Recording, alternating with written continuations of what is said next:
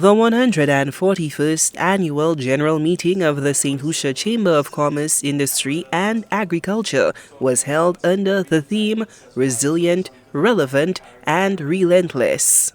Perfectly captures not only the spirit of this great institution, but also the spirit of our people, our businesses, and our country. It defines who we are, how we lead, and why we endure. In recent weeks, we have also been reminded of our shared vulnerability as a Caribbean family. Following the devastating passage of Hurricane Melissa in Jamaica, the Chamber, working with the CPSO, CARICHAM, and CDEMA, moved swiftly to stand in solidarity with our neighbors. Gardner, the outgoing chamber president, reflected on the demands frequently placed upon the institution as he completed his second and final year at the helm.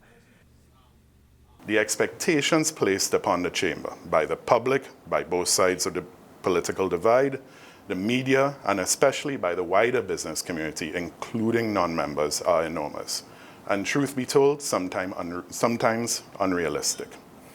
It often seems that the chamber must have a comment, a perspective, get involved in, and have an opinion on everything, from education to healthcare, from law and order to political conduct, from taxation to fiscal policy, from the state of our ports to the quality of public services. And of course, we're expected to tackle and solve every issue confronting the wider business community, while somehow making the government remove every perceived impediment to business. Turn on the radio on any given day and you'll hear the familiar refrain. What does the chamber have to say? Attend any social function and you'll likely hear, I'm not hearing the chamber, or the chamber is too quiet. And while that chorus can be loud, we take it as a compliment. The featured speaker, Dr. Keith Nurse, former principal of the Sir Arthur Lewis Community College, centered his presentation on the widening skills gap that is currently affecting both job seekers and employers in St. Lucia.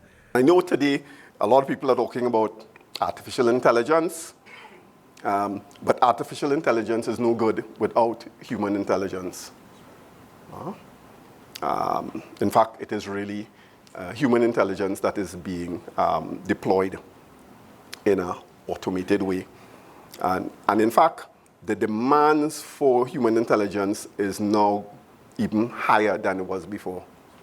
And artificial intelligence will ensure that those who invest in human intelligence will succeed, and those who underinvest in it will not succeed.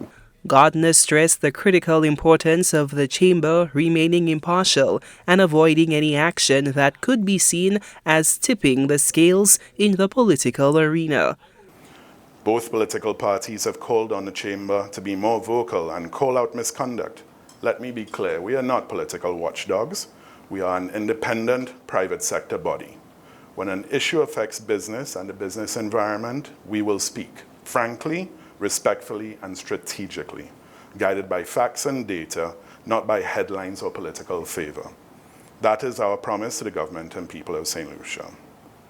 As we approach the upcoming general elections on December 1st, let's all remember the privilege and profound responsibility we share as citizens in safeguarding our democracy. May we each exercise our right to vote with respect, tolerance, and peace, ensuring that St. Lucia continues to stand as a beacon of democratic values in our region. Let our conduct reflect the maturity and tolerance that define a strong and progressive nation. The chamber renewed its call for a 25 to 30-year national plan, one designed to rise above 5-year political cycles and promote broad national inclusion. The organization also highlighted aging infrastructure as a major concern, noting the significant drag on productivity caused by outdated systems and facilities. Lucia Alfred, HTS News Force.